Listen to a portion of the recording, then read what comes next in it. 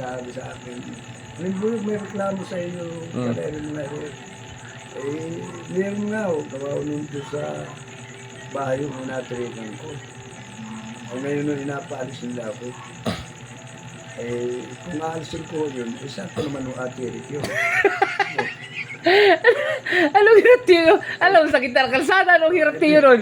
Ay, di sabi ko... Discarding galawan ng mga ano yan, matalino. Ay, di sabi ko, ako naman ay hindi problema eh.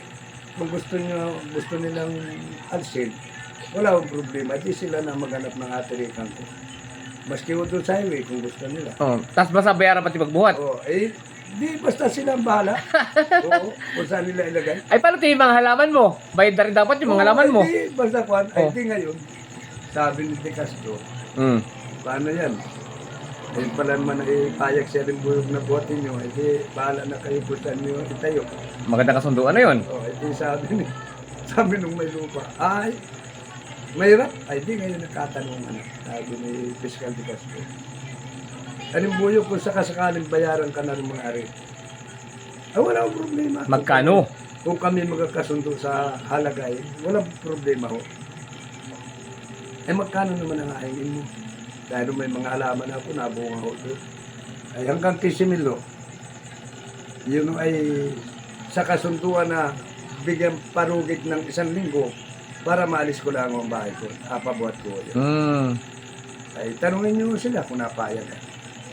Ay, payag na raw. Ay, sige.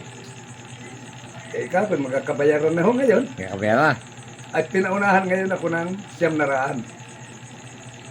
bakit? Malaki rin yung araw na yun. Pero... 700, 7,000. Asam na libo. Oo. Malaki Ngayon, nga. may huling 6,000. Para mabuhay Ay, kasi. ngayon, nagpamay nila. Sabi ko, ang nakalagay doon, kung sa looban ng 1 linggo at kung sino man ang hindi makatupad, ay wala na. Ay ngayon taong mabagyo.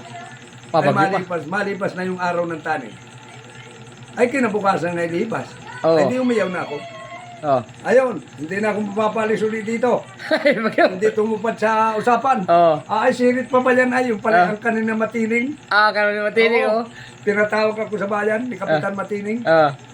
Anong buyog, nandito na yung kulang na kabayaran. Bigyan na. Binuwa ka doon, Oo. Dahil ko din yung binayaran. Awak, mapalis pa niyo ako. Ibang usap na yun. Palibagong usap yun. Madali dyan. Hindi nagkakorta. Sabi kayo kailangan maging matalino, no? Baka hindi ka maniwala, Tutoy. Ngayon, ay sinong kabuhat? Ay, anong hirap nun. Kasi nung araw na nabot ang mga bahay, pero Ay, hindi. kulang 2 katao. Wala mga basta na nalagay. Hindi, may agalagyan na. Gusto ko lang mabuhat Santa Rita.